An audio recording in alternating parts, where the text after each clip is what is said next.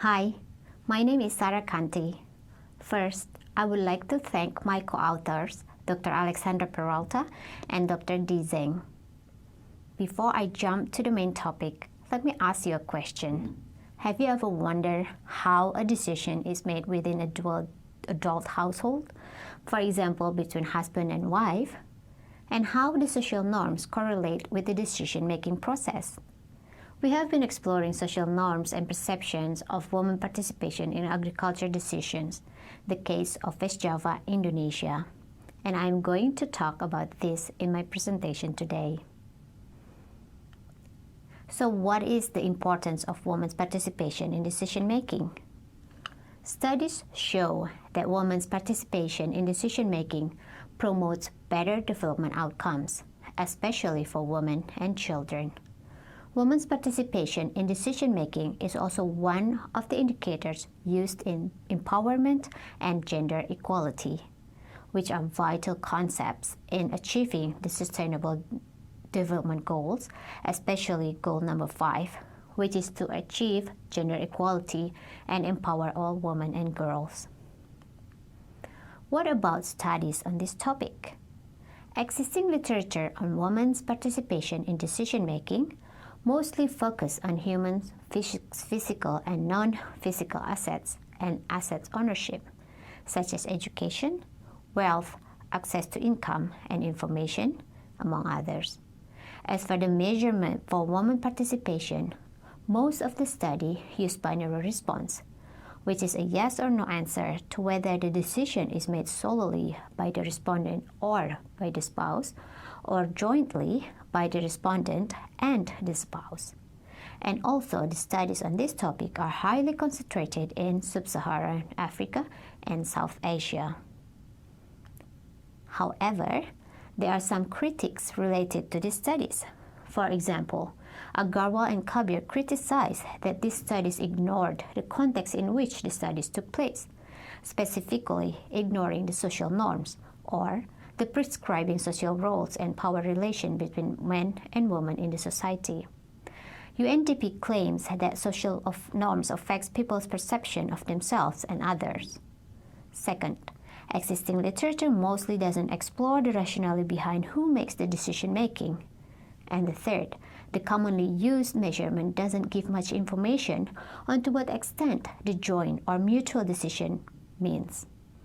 Failing to address these critiques leads to contradictory meanings and insufficient information about the mechanics of how a decision is made.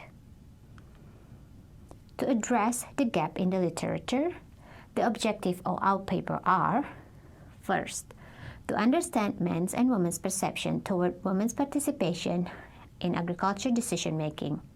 Second, to investigate the correlation of men's and women's perception and social norms.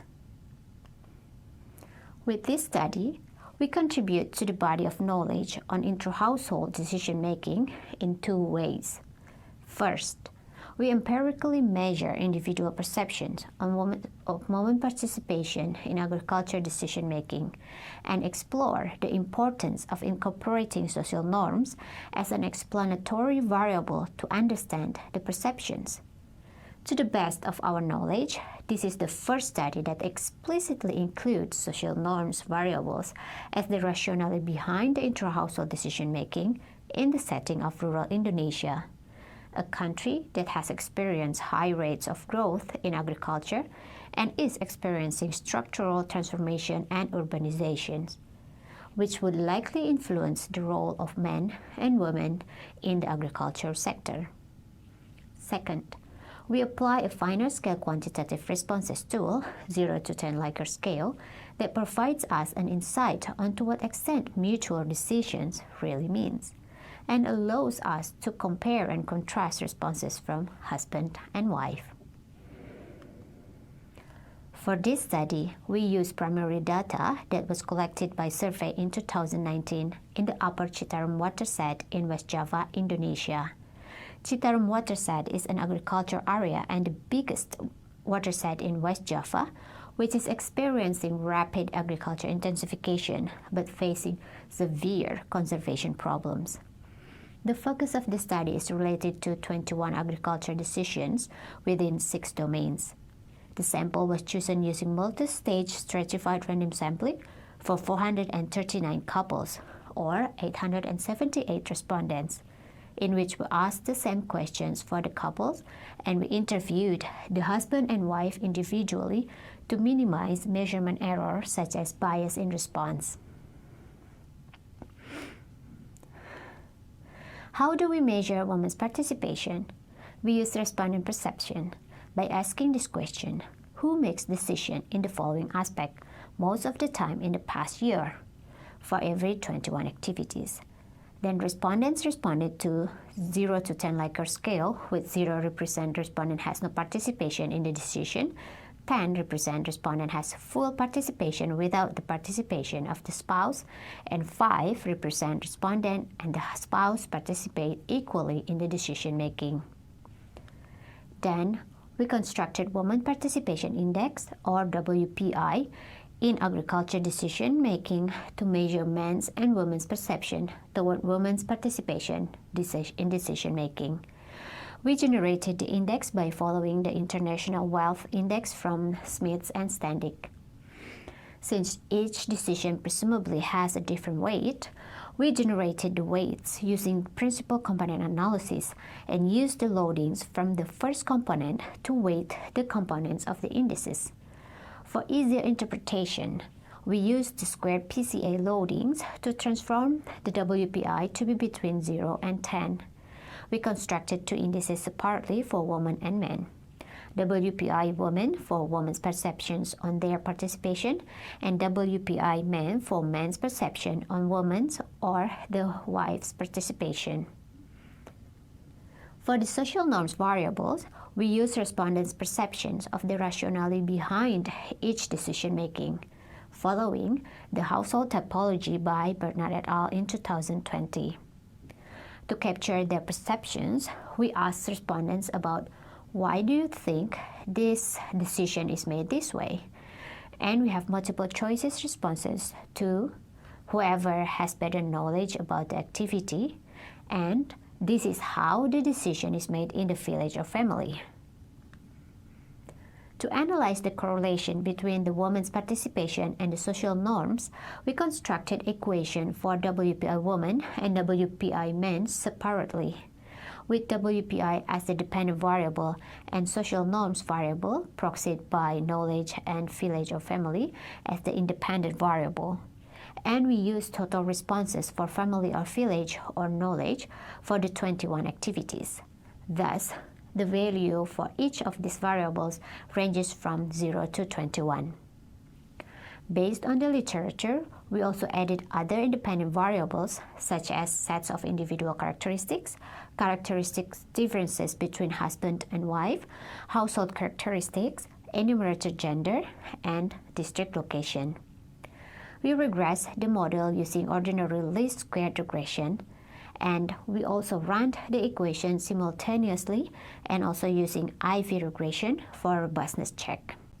As for the results, regardless of the activities, this kernel density graph shows that, first, the mutual decision comes in various combinations, although we can see that there is some concentration at 0 and also around 5 for both men's and women's responses. Second, men and women have different perceptions of women participation, as shown by the red solid line. Women reported a higher level of participation compared to men's responses. Third, around 40% of the men reported a 0 level of women's participation in decision making, which is almost twice higher than what women's responses. What about comparison between women's and men's responses for each activity or each domain? Here, I am showing an overall responses from each domain. From this figure, we can see that, first, based on the average values for women's and men's responses, women perceive that their participation is higher than what the men perceive in every single domain. Second, men and women reported higher levels of women participation in decision-making related to buying or selling assets and credit requests. This is consistent with an early study which reported that women in West Java were influential in major household investment decisions, such as farmland purchases and household improvement. On the other hand, women's participation is lower in training and in conservation decisions. This may be due to most government programs, especially in agriculture, introduce true farmers groups, which is mostly formed by men and considered to be the domain of men. For the rationale behind who makes the decisions, overall, women tend to respond that decisions are made because of family or village, or this is how decisions are made at their village or family, whereas men tend to respond that decisions are made because of knowledge, or whoever has better knowledge about the activity. The next finding is related to the regression results. The first specification excludes social norms variables. The second specification includes variable knowledge, and the third specification includes village or family. We didn't put both knowledge and village together because these two variables are highly correlated negatively. In specification 1, we have 15 explanatory variables. However, only women's family labor participation in farm production that positively significantly correlated with their women's participation, and this is consistent for specification 2 and 3. In specification 2, it shows that variable knowledge is negatively significant.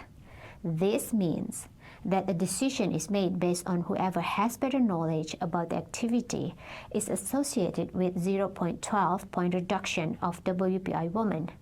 This implies that for agricultural activities, women perceive their lack of knowledge relative to the men limits their decision-making participation.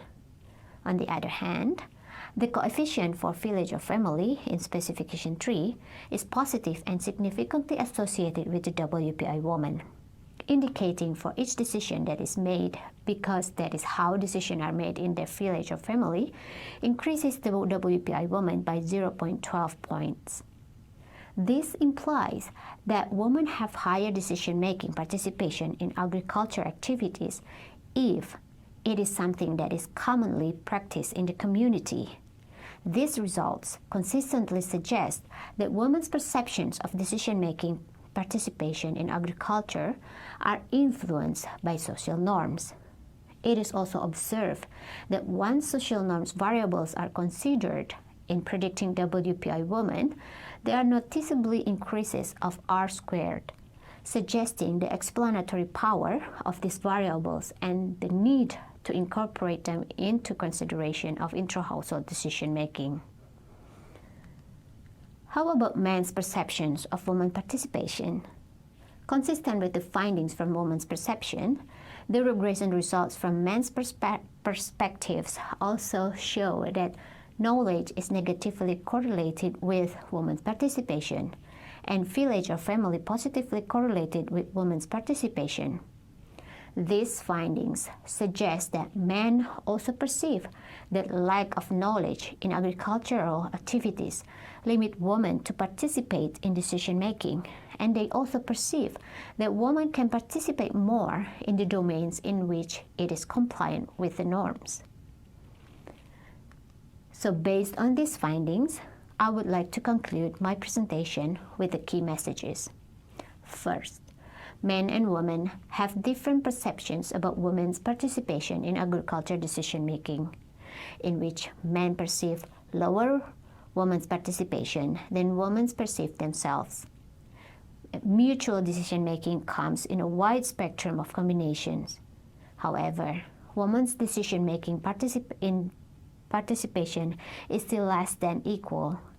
Second, from both women and men's perspective, the variation in women's participation in decision-making is mostly explained by the variables capturing the role of social norms and context. Thus, variables capturing perceptions and social context need to be included when conducting empirical studies of intra-household decision-making. That is all for my presentation today. Thank you very much.